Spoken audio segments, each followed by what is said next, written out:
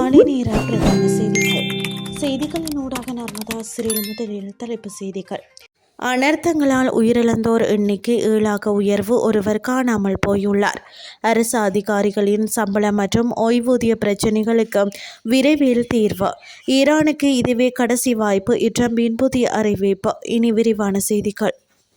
நாட்டில் நிலவும் சீரற்ற வானிலை மற்றும் அனர்த்தங்கள் காரணமாக உயிரிழந்தவர்களின் எண்ணிக்கை 7ஆக அதிகரித்துள்ளதுடன் ஒருவர் காணாமல் போயுள்ளதாக காவல்துறை தெரிவித்துள்ளது. அதன்படி ஹட்டன் பொல்பிட்டிய மொரகேன்கம பகுதியில் வீடு ஒன்றின் மீது மண் சரிவு ஏற்பட்டதில் அங்கிருந்த 47 மற்றும் 83 மற்றும் 58 வயதுடைய 3 பெண்களும் 22 வயதுடைய இளைஞர் ஒருவரும் உயிரிழந்துள்ளதாக காவல்துறை தெரிவித்துள்ளது.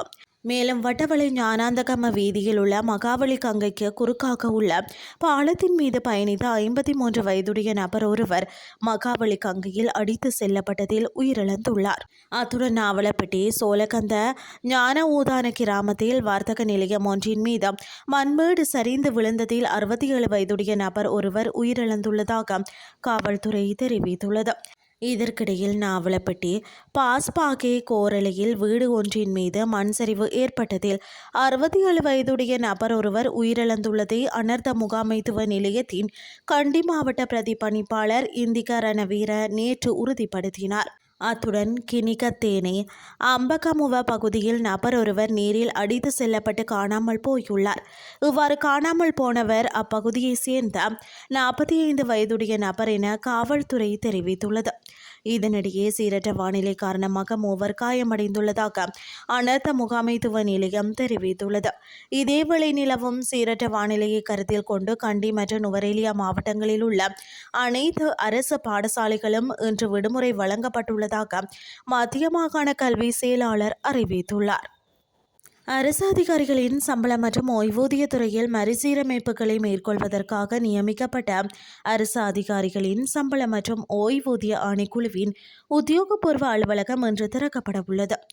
அதன்படி இன்றைய தினம் செவ்வாய்க்கிழமை முற்பகல் 10 மணிக்கு கொழும்பு 7 மலலசேகர மாவட்டத்தில் அமைந்துள்ள ஆணைக்குழு அலுவலகத்தில் இந்நிகழ்வு இடம்பெறவுள்ளது.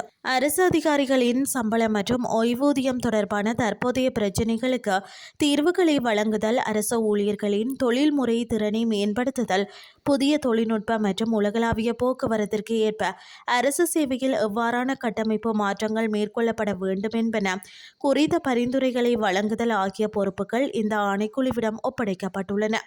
இந்த நோக்கங்களை அடைவதற்காக தொழிற்சங்கங்கள், அமைப்புகள் மற்றும் பொதுமக்களிடமிருந்து கருத்துக்களை மற்றும் யோசனைகளை கோரும் நடவடிக்கையும் செவ்வாய்க்கிழமை உத்தியோகபூர்வமாக தொடங்கப்பட உள்ளதாக தெரிய வருகிறது.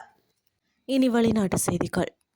அமெரிக்காவுடன் ஒரு நல்ல ஒப்பந்தத்தில் கையெழுத்திடுவதற்கு ஈரானுக்கு இதுவே கடைசி வாய்ப்பு என்று அமெரிக்க ஜனாதிபதி டொனால்ட் ட்ரம்ப் அறிவித்துள்ளார்.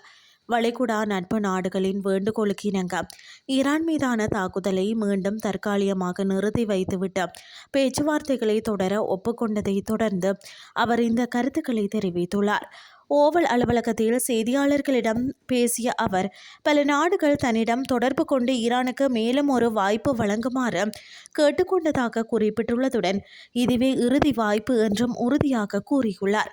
ஏற்கனவே பலமுறை தாக்குதல்களை தள்ளி வைத்த நிலையில் இந்த முறை என்ன வித்தியாசம் என்று செய்தியாளர்கள் கேள்வி எழுப்பிய போது, இறுதி நடவடிக்கைகளுக்கு செல்வதற்கு முன்பாக அவர்களுக்கு அனைத்து வாய்ப்புகளையும் வழங்கிவிட விரும்புவதாக அவர் குறிப்பிட்டுள்ளார். இதேவேளை ஈரானுடன் பேச்சுவார்த்தைகள் மிக விரைவாக நடைபெறும் என்றும் நம்பிக்கை தெரிவித்த ட்ரம்ப், ஒப்பந்தத்தின் முதல் கட்டமாக செவ்வாய்க்கிழமைக்குள் கோர்முஸ் நீரிணை முழுமையாக திறக்கப்படலாம் என்றும் தெரிவித்துள்ளார்.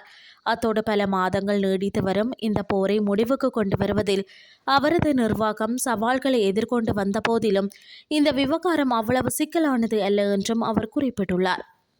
இத்துடன் செய்திகள் யாவும் நிறைவடைகின்றது. அடுத்த இரவு 8:30 எதிர்பாருங்கள். நன்றி.